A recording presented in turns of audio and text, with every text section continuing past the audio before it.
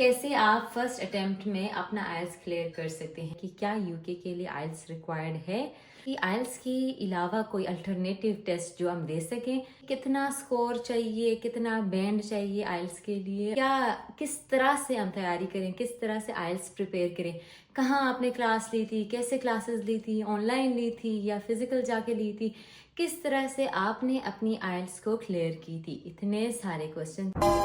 Too low to the mall with a couple capos and 100 fucking dimes. College lot of gang, you get your shit popped. Jack up with a drum, the bitch ain't never go stop. We on that night. Hello everyone, अस्सलाम वालेकुम and welcome back to my YouTube channel. Another day another vlog. आप देख रहे हैं Anita Sarfaraz YouTube channel. तो guys, आज का जो वीडियो है वो बहुत ज़्यादा स्पेशल होने वाली है और आज जो है ना हमारे पास व्लॉग नहीं है, एक बहुत ही मोस्ट इम्पॉर्टेंट वीडियो है।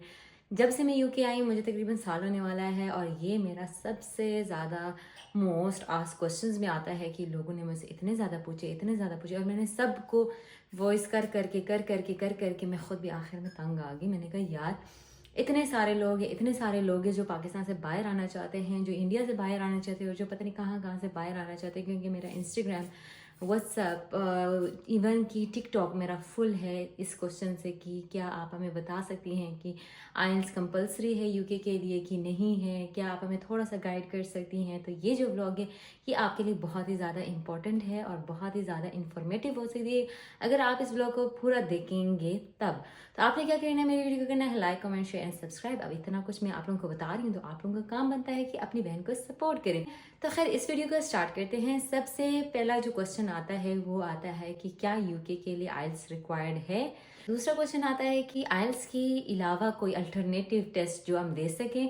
तीसरा क्वेश्चन आता है कि कितना स्कोर चाहिए, कितना बैंड चाहिए आइल्स के लिए। और पांचवा ये, कैसे आप फर्स्ट अटेम्प्ट में अपना आइल्स क्लियर कर सकते हैं। यार, आपने आइल्स कैसे क्लियर किया था, आपने आइल्स दी थी या नहीं दी थी। अगर आपने दी थी तो आपने क्लासेस कहाँ से ली थी, आपने पास कैसे किया, कितने स्कोर चाहिए, किस तरह से चाहिए, क्या आइल्स के अलावा कोई अल्टरनेटिव टेस्ट दे। तो खैर, बात करते हैं कि आइल्स में स्कोर कितना रिक्वायर्ड है और आइल्स के लिए आपकी इंग्लिश कितनी ज़्यादा स्ट्रॉन्ग होनी चाहिए। हमारा प्लान बन रहा है यूके आने के लिए, तो क्या आप हमें थोड़ा बहुत गाइड कर सकते हैं। तो सबसे पहले जी हाँ, आपको आइल्स देना ज़रूरी है क्योंकि आइल्स के बगैर आपका किसी भी यूनिवर्सिटी में एडमिशन नहीं होगा। हाँ, इसके अल्टरनेटिव बहुत सारे टेस्ट है जो आके आप दे सकते हैं, बट कुछ यूनिवर्सिटीज़ में वो एक्सेप्टेबल होती हैं, कुछ यूनिवर्सिटी में वो एक्सेप्टेबल नहीं होते। अगर आप चाहते हैं कि आपकी चांसेस ज़्यादा हों तो आपको मैं यही सजेस्ट करूँगी कि आप आइल्स दें। आइल्स देने के बाद आपके पास ये ऑप्शन होगा कि आप डिफरेंट यूनिवर्सिटीज़ में अप्लाई कर सकते हैं और उसके बाद आपके पास ऑप्शन होगा कि आपने कौन सी यूनिवर्सिटी चूज़ करनी है। जब मैं पिछले साल अपनी आइल्स की तैयारी कर रही थी तो मैं भी बहुत ज़्यादा कंफ्यूज थी, बहुत ज़्यादा नर्वस थी कि यार मेरी इंग्लिश तो इतनी ज़्यादा स्ट्रॉन्ग नहीं है जितना मुझे लोग बोल रहे थे कि यार आपका आइल्स देने के लिए तो आपकी वोकेबलरी बहुत स्ट्रॉन्ग होनी चाहिए, आपके पास बहुत ज़्यादा डिफरेंट वर्ड्स होने चाहिए, आप एक वर्ड को बार बार यूज़ नहीं कर सकते, आपको हैवी वर्ड यूज़ करने पड़ेंगे, आपको बिल्कुल नॉर्मल बेसिक इंग्लिश नहीं बोलनी होती, वहाँ पर आपको बहुत ज़्यादा स्ट्रॉन्ग इंग्लिश बोलना होता है।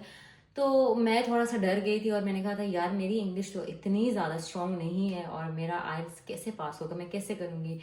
मैंने सोचा यार कहीं क्लासेस ले लेती हूँ, फिर मैंने कहा यार अब क्लासेस लूँगी उसमें टाइम ज़ाया होगा और मुझे जल्दी भी करना था। फिर मैंने कहा यार मैं यूनिवर्सिटी का टेस्ट दे दूँ। मैं सोचा यार मैं क्या करूँ, मुझे भी समझ नहीं आ रही थी कि मैं कौन सा टेस्ट दूँ, कौन सा ईजी होगा।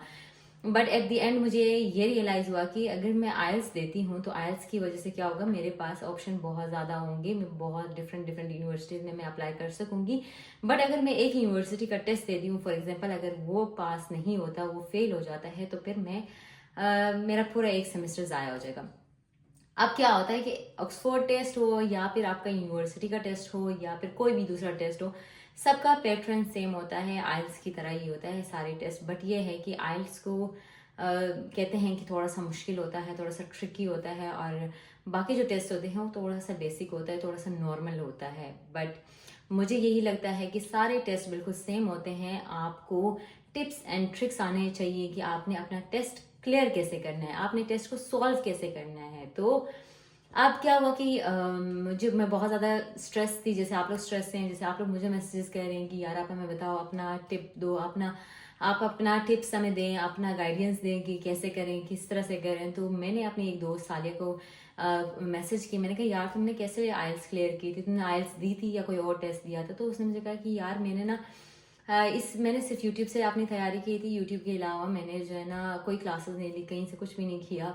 तो मैंने कहा तुम क्या मुझे लिंक भेजती थी जहाँ से तुमने तैयारी की थी? तो उसने मुझे वो उस बंदे की लिंक भेजी और उसकी जब मैंने वीडियो कॉल के देखी तो वो एक घंटे की वीडियो थी। मैंने कहा यार ये तो इतनी घंटे घंटे की वीडियोज है, मैं कैसे देखूंगी? मैं तो एकदम से बोर हो जाती हूँ और मैं इतना लंबा वीडियो कैसे देखूंगी और कैसे इसमें से समझूंगी? तो मेरे लिए बहुत ही ज़्यादा टफ था वो। बट शुरू के कुछ दिन मैं उसे खोलती थी और फिर मैं बंद कर देती थी, खोलती थी बंद कर देती थी। मैं तंग आ जाती थी कि यार बहुत बड़ा है, बहुत बोलता है। तो खैर फिर जब मेरा आइल्स की जो डेट है, जिस डेट को मैंने बुक कराया था, वो उसका दिन करीब आ रहा था और मेरा स्ट्रेस ज़्यादा होता जा रहा था। तो मैंने कहा यार देखो, या तो पास करके इसी दफ़ा में मुखाने वाली करनी है, या तो फिर आपको स्ट्रेस लेना होगा, फिर अगली 7 महीने तक फिर आप स्ट्रेस में रहोगे कि यार मैंने आइल्स करनी है, आइल्स करनी है, आइल्स करनी है। उससे बेहतर है कि एक ही दफ़ा थोड़ा सा टाइम निकाल लो, थोड़ा सा बंदे को देख लो, ताकि तुम्हें आइडिया हो कि टेस्ट देना कैसा है। अगर आपको एक दफ़ा पैटर्न की समझ लगती है, उसके बाद आपको टेस्ट देना ईजी होता है।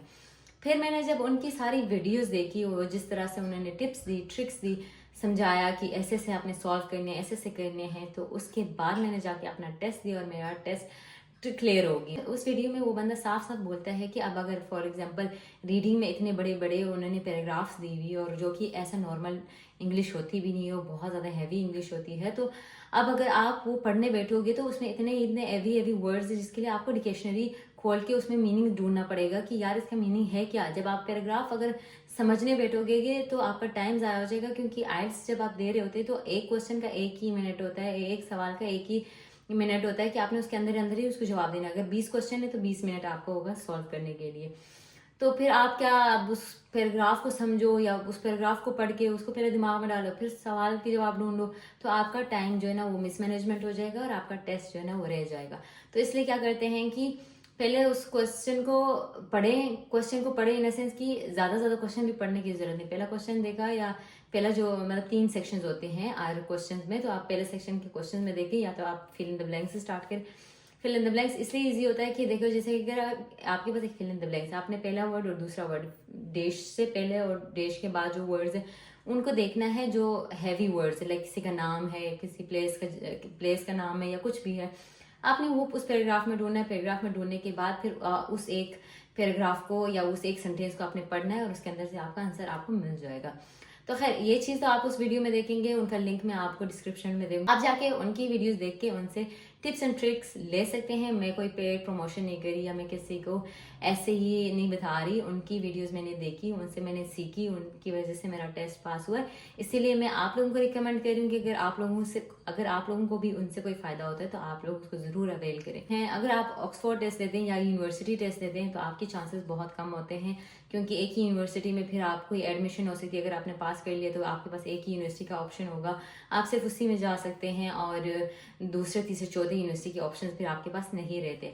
बट अगर आप आईएलटीएस देते हैं तो आपके पास मल्टीपल ऑप्शंस होती हैं। अगर आपका स्कोर सब में 5.5 आता है और अगर सब में 5.5 आता है और ओवरऑल आपका 6 आता है तो आपके लिए मतलब जो मिनिमम यूनिवर्सिटीज़ है उनमें एडमिशन हो जाती है। जो एवरेज यूनिवर्सिटीज़ हैं या जो मतलब कि एवरेज और एवरेज से नीचे जितने भी यूनिवर्सिटीज़ है उनमें आपकी एडमिशन हो सकती है। अगर आप चाहते हैं कि आपकी एडमिशन बहुत ही अच्छे बड़े बड़े यूनिवर्सिटीज़ में हो तो उसके लिए फिर आपका जो ओवरऑल स्कोर है वो फिर 6 से अबव ही होना चाहिए। जाहिर सी बात है, जितनी ज़्यादा अच्छी आपकी स्कोर होगी उतनी ज़्यादा अच्छा आपका चांस होगा किसी अच्छी यूनिवर्सिटीज़ में एडमिशन लेने की। मेरा जो आपके लिए गाइडेंस होगी या सजेशन होगी वो यही होगा कि आप सबसे पहले अपना आईएलटीएस क्लियर करें। आईएलटीएस क्लियर करने के बाद आप मल्टीपल यूनिवर्सिटीज़ में अप्लाई करें और उसके बाद आप उन यूनिवर्सिटीज़ में से चूज़ कर सकते हैं कि कौन सा यूनिवर्सिटी आपके लिए रीजनेबल पड़ सकता है, कौन सा यूनिवर्सिटी आपके लिए उसका जो कॉस्ट है वो रीजनेबल पड़ सकता है, कहाँ उसकी लोकेशन आपके लिए रीजनेबल पड़ सकती है। अब अगर फॉर एग्जांपल अगर आप ऐसे कोई बंदे हैं जो मेरी तरह है जिसको फ़ौरन यूके पहुंचना है तो वो क्या करता है, वो जल्दबाजी में महंगी यूनिवर्सिटीज़ में एडमिशन लेके आ जाते हैं और उसके बाद उनको बहुत ज़्यादा सफ़र करना पड़ता है। तो उससे बेहतर है कि आप पहले अपना आईएलटीएस क्लियर करें और आईएलटीएस क्लियर करने के बाद मल्टीपल यूनिवर्सिटीज़ में अप्लाई करें और उसके बाद उनमें से वो यूनिवर्सिटी चूज़ करें जिनका फीस कम हो, जिनका जो प्लेस है मतलब जैसे कि लंदन वाली साइड ना हो, मैनचेस्टर वाली साइड हो, किसी और साइड हो, ऐसे साइड्स में हो जहाँ पे आपको लिविंग कॉस्ट जो है ना वो रिजनेबल पड़े, लिविंग कॉस्ट जहाँ पे ज़्यादा एक्सपेंसिव ना हो, जहाँ पे आपका फूड ज़्यादा एक्सपेंसिव ना हो, क्योंकि यूके के अंदर भी बहुत डिफरेंट प्लेसेस हैं जिनकी कुछ जगहों की वैल्यूज बहुत ज़्यादा है, कुछ जगहों की वैल्यूज रीजनेबल हैं, और आप वो लोकेशन चूज करें जहाँ पे आपको वर्क मिल सके, जहाँ पे आके आपको जॉब ढूंढने में आसानी हो। तो फिर इसलिए मैं हमेशा आप लोगों को यही सजेस्ट करूंगी कि आप लोग सबसे पहले अपना आइल्स क्लियर करें। आइल्स क्लियर करने के बाद आप अपने यूनिवर्सिटीज को सही से देख भाल के, उसकी लोकेशन को देख के, उसकी कॉस्ट को देख के, अपनी फीस को देख के फिर आप उस यूनिवर्सिटीज को चूज करें, ताकि जब आप यहाँ आए तो आपको यहाँ कोई भी मसला ना हो। बाकी आपको किसी भी क्लासेस लेने की जरूरत नहीं है, कहीं पे भी अपना पैसे ज़ाया करने की जरूरत नहीं है। जो लोग कहते हैं कि हम आइल्स सिखाते हैं, वहाँ जाके अपना टाइम ज़ाया करने से बेहतर है कि आप यूट्यूब पे जिनका मैंने लिंक दिया हुआ है आप उनकी वीडियोस देखिए। अगर आपने सच में आइल्स देना है, आइल्स पास करना है, तो आपको कोई क्लासेस लेने की ज़रूरत नहीं है, कहीं जाने की ज़रूरत नहीं है। आप बस उनकी वीडियोस शौक से, गौर से और मजबूरी के तहत ही बेशक आप उनकी वीडियो सही से देखें, और वो जो टिप्स और ट्रिक्स बता रहा है आप उनसे वो लें, ताकि वो आपकी टेस्ट में आपको समझ आएगी। और सबसे मेन चीज़ आपने ये पहले समझना है कि आइल्स का पैटर्न है क्या, मतलब कि आपने आइल्स को सॉल्व कैसे करना है, कैसे लेके चलना है, और ये सारा कुछ वो ऑलरेडी अपनी वीडियोस में बताते हैं, तो मुझे उस चीज़ को यहाँ पे एक्सप्लेन करने की ज़रूरत नहीं है, हमारी वीडियो और ज़्यादा लंबी हो जाएगी। तो ये चीज़ मैंने आपको क्लियर कर दी कि आपने आइल्स किस तरह से देना है, और आइल्स में आपको स्कोर कितना चाहिए वो भी मैंने आपको बता दिया है। और बाकी आइल्स का जो फीस है अब जाके मेरे ख्याल से वो 60 से अबव हो गया होगा, क्योंकि साल पहले वो 57-58,000 था, तो अभी और ज़्यादा महंगा हो गया होगा। तो अगर आप चाहते हैं कि आप फर्स्ट अटेम्प्ट में अपनी आइल्स क्लियर करें, तो आपने उस बंदे की वीडियो ज़रूर देखनी है। और रही बात, मोस्टली लोग पूछते हैं कि यार जो चलो रीडिंग, राइटिंग, लिसनिंग हम दो कर ही लें, हमारा जो स्पीकिंग है उसका हम क्या करेंगे।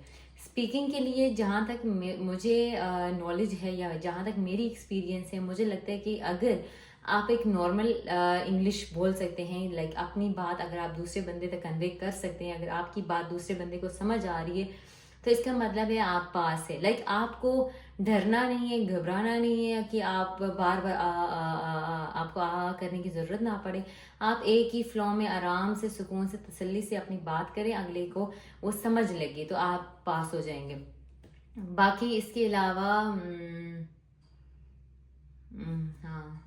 हाँ, बाकी इसके अलावा मोस्टली मुझसे लोग पूछते हैं कि यार राइटिंग में क्या करें, राइटिंग में कैसे करेंगे।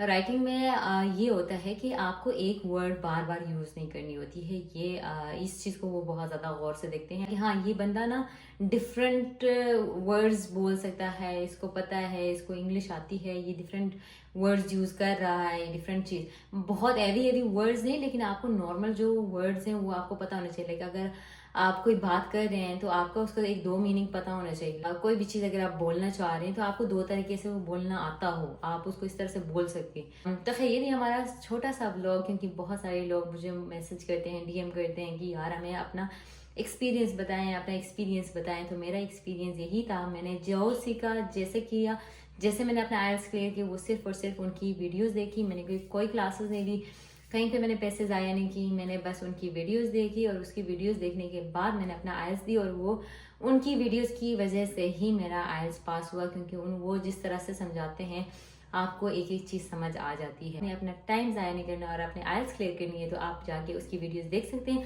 ये छोटा सा वीडियो था आप लोगों के लिए, क्योंकि आप लोग बहुत ज़्यादा डिमांड कर रहे थे, तो बहुत ज़्यादा आपके क्वेश्चंस आ रहे थे। इवन कि मुझे यहाँ पे आए हुए साल हो गया, बट स्टिल मुझे एक ही क्वेश्चंस आते हैं, तो मैंने कहा आपको क्लियर कर दूँ, ताकि आप लोगों के लिए जो परेशानी है, जो मसले हैं, जो टेंशन है, वो थोड़ा सा हल हो जाए। बाकी ये है कि अगर आपको और इस तरह की वीडियोस देखने का शौक है कि किस तरह, कौन सी डॉक्यूमेंट्स चाहिए, किस तरह से अप्लाई करना चाहिए, क्या करना चाहिए, किस तरह से करना चाहिए, तो आप मुझे कमेंट सेक्शन में पूछ सकते हैं। तो फिर उससे रिलेटेड मैं आपके लिए अच्छी अच्छी वीडियोस बनाऊंगी। तब तक के लिए अपना ख्याल रखिएगा, मुझे दुआ में याद रखिएगा। मिलते हैं अगले किसी अच्छी सी वीडियो के साथ, तब तक के लिए अल्लाह हाफिज। Don't forget to like, comment, share and subscribe. Bye.